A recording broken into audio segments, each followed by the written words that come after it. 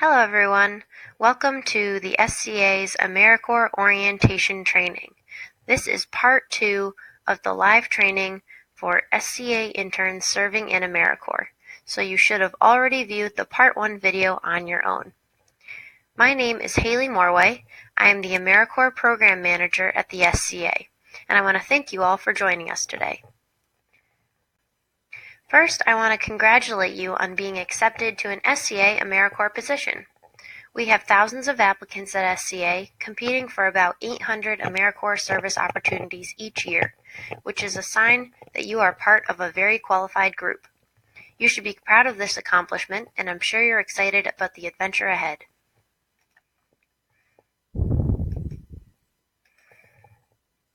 The next several months are going to be full of new experiences, skills, friends, and adventures in what is likely a beautiful part of the country.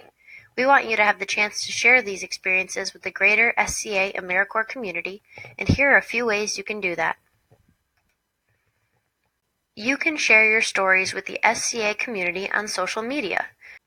We have very active Instagram and Twitter accounts. On Instagram, you can use the tag @_SCA when you want to share anything related to your experience with SCA. Or you can use the hashtag SCAPlanet to tag SCA in your Facebook posts or Instagram photos. SCA loves to see what our members are doing in the field. Using social media appropriately can be a great way to share your experiences and memories with other SCA members around the country, as well as those looking to serve in the future. SCA also has a blog and has thousands of followers who are interested in learning more about what SCA AmeriCorps members are currently doing. We are always taking submissions and would love to share your stories, your reflections on service, and your ideas on conservation, so please check it out. Today we're going to take a look at how to make the most of your internship and what it means to serve as an SCA AmeriCorps member. We will be providing you with some tools and resources to aid you throughout your service. The webinar is split into 4 sections: conflict resolution, professional development and goal setting, risk management, and finishing with a short overview about the requirements specific to your AmeriCorps service. This section is about conflict resolution. We are going to look at how and why conflicts arise, and ways to proactively prevent conflicts, as well as ways to de-escalate a conflict when it does arise. So what is conflict? They can be simple. For example, if you enjoy silence while you work and your co-intern likes to talk all the time. But they can also be much more complex in nature. Regardless of the complexity, understanding the needs underlying the conflicts can help you to find solutions that work for all involved. Even if you are very in tune with the needs underlying the conflict, you're going to encounter conflict at some point in your internship. There is a predictable cycle of stages in group interactions, and working through conflict is an integral part of the cycle. First is forming. This is often called the honeymoon stage of group development. People are putting their best foot forward, motivated by the need to fit in, to be recognized, to be included as part of the group, to make a good impression. There are often a lot of excitement in this period as people begin to get to know each other and their new jobs and location. Second is storming. This tends to be when things get real. You start to notice the less than perfect qualities of the people you're living and working with, and you may begin to show some of your less than perfect qualities as well.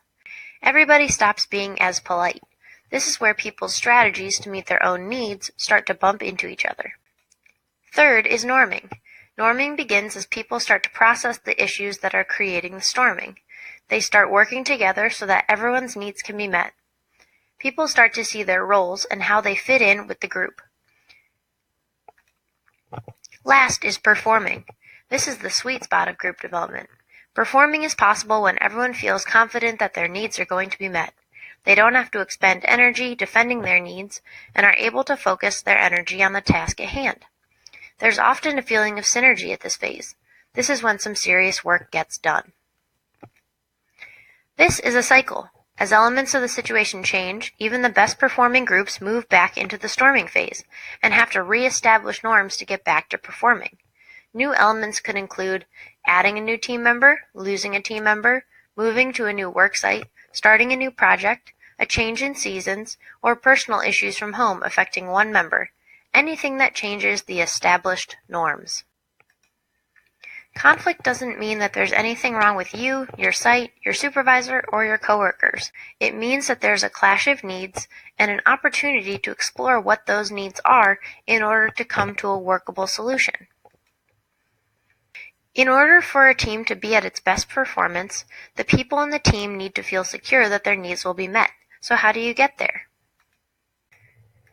This is a list of common human needs that was developed by the Center for Nonviolent Communication. Take a minute to think about your own needs and consider what you might feel is most relevant for your upcoming internship. The needs are the deeper reason you might do these things, while the actions themselves are strategies for helping yourself to meet the need. As you can see here, the need is for self-expression, but people can use a wide variety of strategies to meet that need. When you can look beyond the strategies to see the underlying need, you are much more likely to resolve conflicts in ways that work for everyone involved.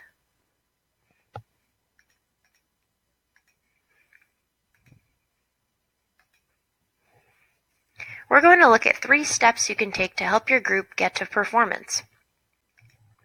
Addressing your personal needs, working with others to address relational needs, and recognizing organization-level issues. Personal needs are often met with good self-care. You meet your personal needs by doing things like making sure that you are fed and hydrated and have enough sleep, or that you're wearing appropriate clothing to stay warm or cool. If you're taking care of your own basic needs, you're going to be better able to make the most of your internship. Taking care of yourself may sound obvious, but keep in mind that your body is going to be stressed out while you're away from home, probably living in an unknown area, and doing hard work outdoors every day with people you don't really know. All these stressors can put pressure on you, so it's important to meet your personal needs first.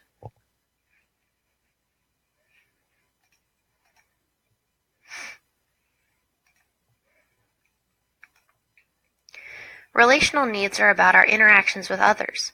They include the need for belonging, acceptance, to be seen, and to be heard. You have to negotiate with others to get these needs met. This might be as simple as asking someone for a hand, or as complicated as working out how a group of people can live together in a shared space.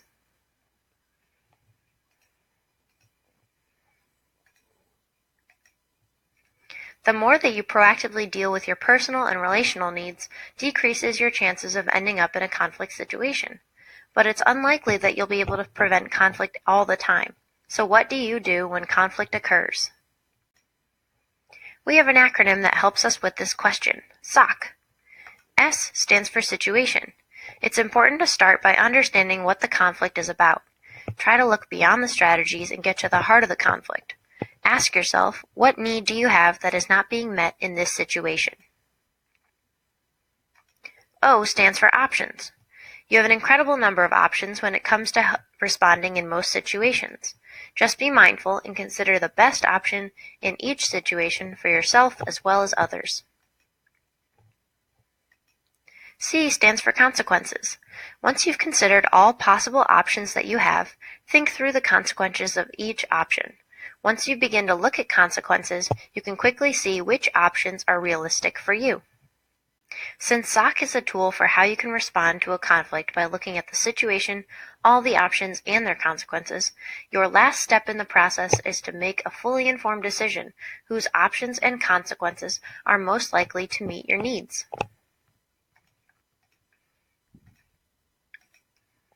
We've talked about the first 2 steps that you can take to be proactive in preventing and responding to conflict.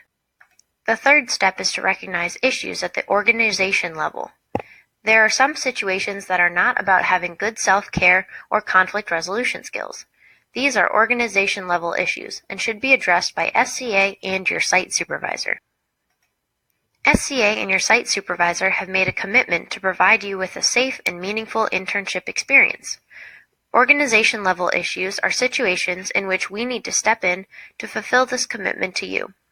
It is important to communicate if you experience any of these issues listed here on the slide. If you find yourself in a situation like this, it's important to ask your site and/or the SCA to step up to resolve the issue. The goal of this next section is for you all to improve your professional development skills and be prepared to set and track progress towards your site's goals as well as your own goals. Next, we're going to look at the details of your position. You can start by logging into your My SCA account. Once you get into your account, go to your Prepare for Service tab and click on your position title to see the details about your position. For those of you who may already be at your internship and currently serving, you'll instead want to click on the tab labeled Manage My Service Tasks, and you can click on your position to view additional details there. Your current internship moves to a new tab once you enter the field and again once you leave the field. Take a minute to reacquaint yourself with the position description, unmet need, and objectives. This is the information provided by your site when they request your internship with SCA. Of these three, the position description is the one you're most likely familiar with, so we're going to talk about the other two, the unmet need and the objectives. Meeting unmet needs is central to the missions of both SCA and AmeriCorps. Every one of you, just like the other 80,000 AmeriCorps members serving across the nation, will be participating in service that meets a critical need. Looking at the position's unmet need statement, you can see this is the reason why your site needs you at your internship. If your unmet need lacks details or is blank, please make a point to speak to your site supervisor so you can better understand your position. Next is the objectives and targets. A good objective statement is quantitative and specific. This means you can measure it and determine when you have reached the target. Your position's objective should break down your work into a list of accomplishments that, once achieved, will help your site solve the problem you've been brought in to solve, which would be described in the unmet need. If your objectives are unclear or unmeasurable, ask your site supervisor what your targets should be day-to-day or overall. And remember that setting measurable targets will help you and your site be more deliberate towards achieving these goals. This is a good time to talk about internship goals, which should be discussed when you get to your site and begin orientation. You can think of your goals as having two parts. The first part are the goals that your site has for you. This is where you learn about the details of the unmet need and the objectives.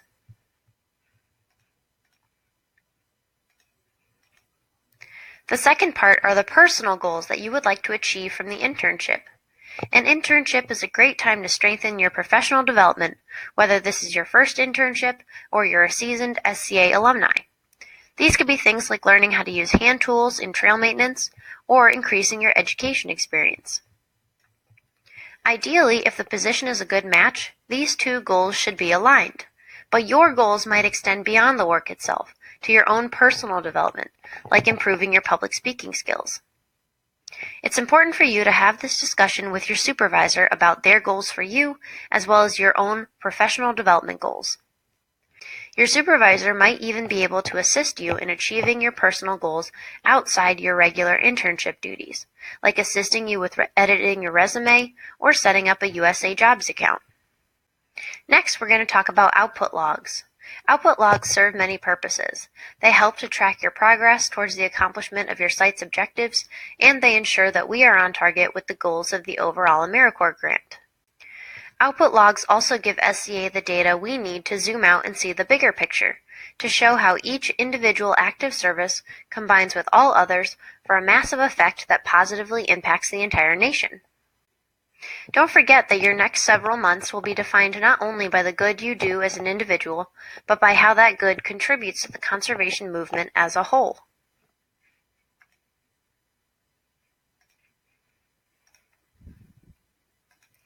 I'm going to take a moment here to touch base on the differences between output logs and activity logs and stress the importance of both types.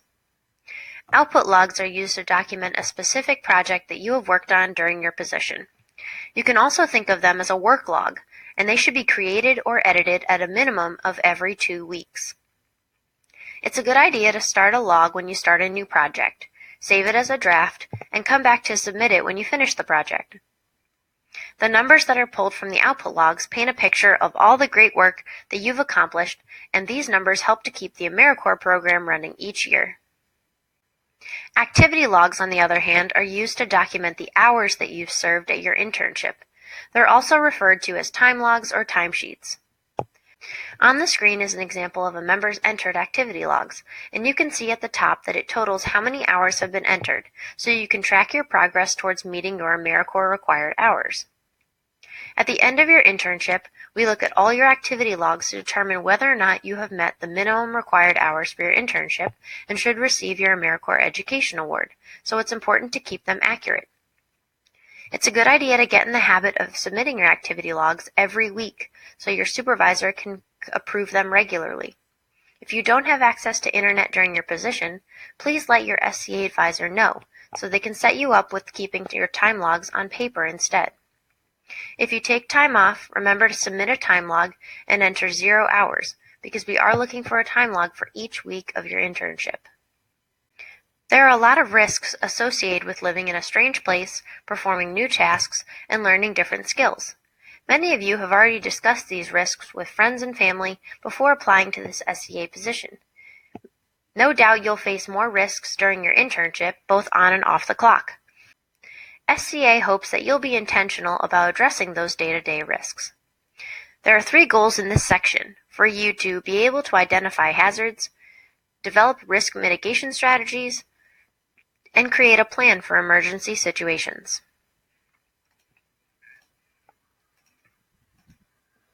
The main tool SCA uses for managing risk is Take 5 for safety. Similar tools are used by federal partners and referred to as tailgate safety sessions or operational leadership. Regardless of what it's called, all are designed to review safety concerns when changing activities, locations, or projects. The first 3 of the 5 rules are: stop, deliberately acknowledge that the task or activity requires a safety assessment. Think and observe. Think through the hazards inherent to the task at hand, and identify hazards and assess risk. So what are hazards? Hazards are any source of potential damage or harm and are all around us. They're often categorized in one of 3 ways: equipment, environmental, or human. A few examples of environmental hazards could be chainsaws, sharp hand tools, or vehicles. Some potential environmental hazards you could expect to come across while serving in the field or living in a new place could be bears, insects, other wild animals, intense heat, or extreme cold. And finally, some potential human hazards to be aware of while you're performing your internship duties could be rambunctious children, strangers, unhappy park visitors, or even your own fatigue. Once potential hazards have been identified, the next step is to develop a plan for managing these hazards and making go or no-go decisions.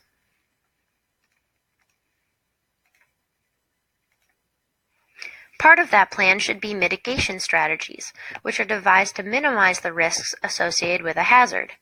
In this image, you can see that they form a barrier or buffer between you and the hazards. If you're in bear country, a mitigation strategy might mean carrying bear spray. For others, it might mean packing the 10 essentials or checking the weather forecast before heading out for the day. Another way to prepare is to get appropriate training. Trainings can be formal or informal. Some common trainings that help with hazard mitigation are bear safety, chainsaw use, driver training, or CPR and first aid. It's also a good idea to log these trainings in your output logs. Personal protective equipment will vary based on your position's requirements, but could be things like safety goggles, hard hats, work gloves, or life jackets.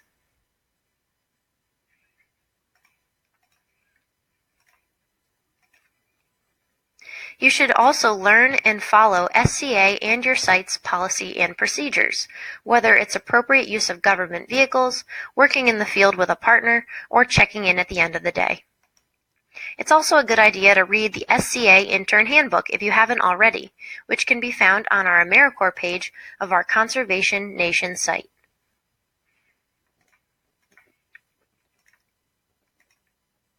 You should also find out the best way to communicate at your site and have access to it, whether it's a cell phone or a radio.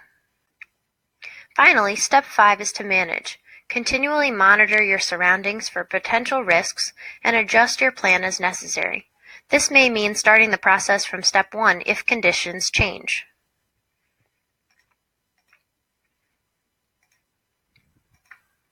An emergency response plan is something you plan in advance and includes action steps, contact information, nearest medical facility, and directions. This means knowing what you would do, who to call, and where you should go, and how you would get there before an emergency occurs. Many SCA internships are in places where 911 isn't an option, or cell phone reception is spotty at best.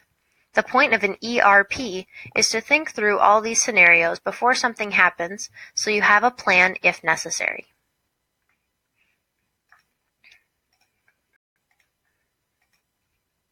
SCA has a toll-free emergency response line called YOSAGI that is answered 24 hours a day by SCA staff. This is the number to call if an emergency occurs so that you can report the situation and details to SCA and receive additional assistance if necessary. The number is 1-800-967-6449. Please take a minute to write it down and program it into your cell phone. An example of a situation in which to call YOSAGI would be if you sustained an injury while working so that SCA staff can record the incident and start the paperwork for your workers' compensation claim. If there is an immediate emergency, call 911 first and seek necessary medical attention. Then call us at YOSAGI.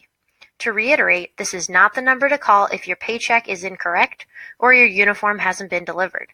This is to inform SCA staff of an emergency after you are safe. This is the last section where we will talk about how you can successfully complete your SCA AmeriCorps internship. This section includes reviewing the important onboarding requirements described in the Part 1 training video, and who to contact if you need assistance, as well as a reminder of things you should do before and during service.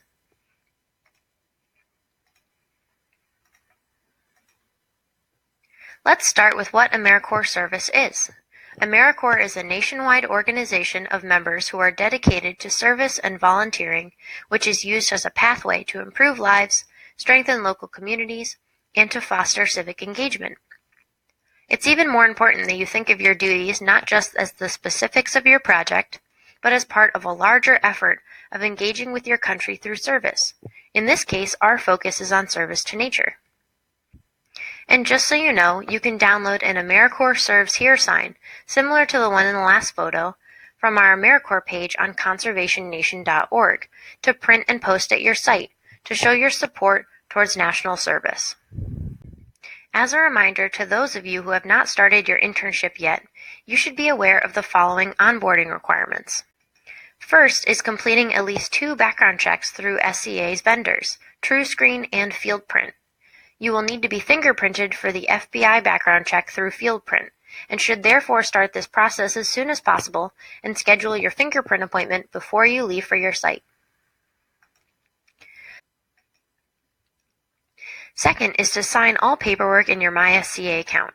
There will be at least 3 forms, all of which can be found on the home page of your MySCA account when you log in. One of which is your proof of citizenship form, which includes an upload of your passport or ID and birth certificate. Third is the enrollment form in your MyAmeriCorps account. You will receive an email with instructions on how to create your MyAmeriCorps profile and complete the enrollment form. This is sent by your SCA advisor about 1 to 2 weeks before your start date. This form takes 2 business days to certify once submitted, so please complete it as soon as possible. Lastly is setting up direct deposit in your Paycom account. Please do this so we can pay you throughout your internship. Also, a new SCA policy is that travel allowances will be paid to you with your first living allowance. On the right-hand side of this list is who should be contacted if you need assistance or have questions on any of these items. If you see a requirement listed here and haven't heard it before because you haven't seen an email about it, or you want to make sure you've successfully completed all of them, please write down who to contact now, and when in doubt, just submit an SCA help desk request through your MySCA account. Recent changes have been made to the AmeriCorps enrollment process, and I want to make sure they're clear to you. All of these steps I'm about to go over are laid out in an email that is sent to you along with the enrollment invite. The general steps are to receive an enrollment invite via email, which is sent by your SCA advisor about 2 weeks before you start. This is just a notification for you to join the SCA AmeriCorps National Program for Service. This is not the same as filling out an application, which is more like applying directly to an AmeriCorps program, whereas you're here because you've already been accepted to an SCA AmeriCorps position, so there's no need to apply via the My AmeriCorps site. If you have not served in AmeriCorps before, you have to set up a profile in order to complete the enrollment form. If you've already served, just log into your existing account. Do not create a new one. The photo on the screen is of the My AmeriCorps account's homepage, and on the left-hand side is the enrollment form. It's not really a form in the traditional sense of a document, more like a web page that you fill out and save.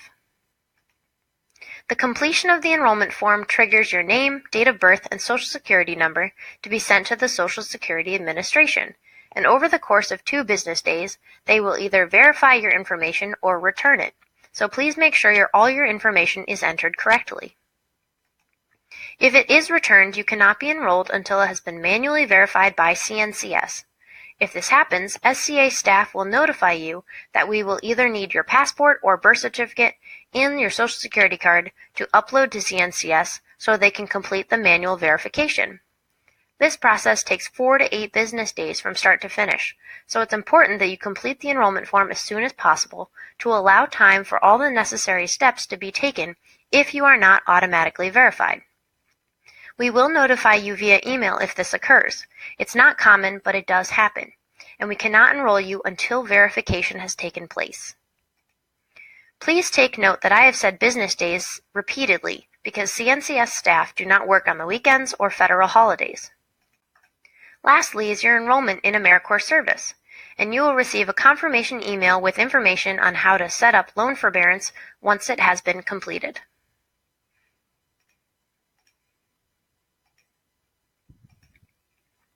Before you arrive at your service site, it's a good idea to contact your site supervisor and find out any relevant information about the site, your housing setup if applicable, or their onboarding requirements. Many sites operate under the federal government, like the National Park Service, and may have their own set of paperwork, background checks, and online training courses for you to complete.